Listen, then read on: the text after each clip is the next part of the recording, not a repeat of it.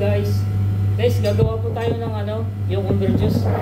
Ito po yung mga pinagtabasan ko guys. Kasi nag-business plus pa yung mga nakitira yung sa gitna. Ayan.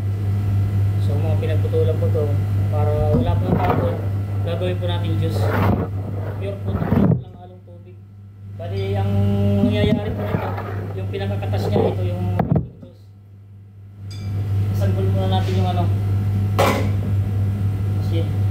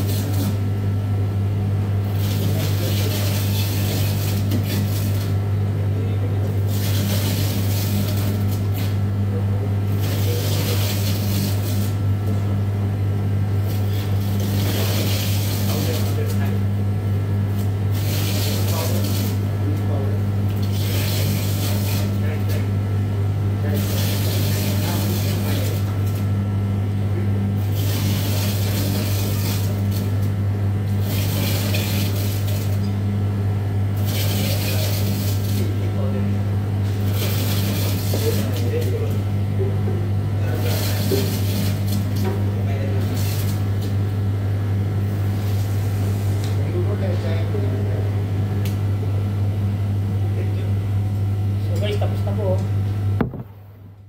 Marami po guys, puro po yan. Maganda po to sa may mga matatas ang blood sugar. Gagawa po kayo lang juice. Yan. Yan lang po guys. Maraming salamat po guys.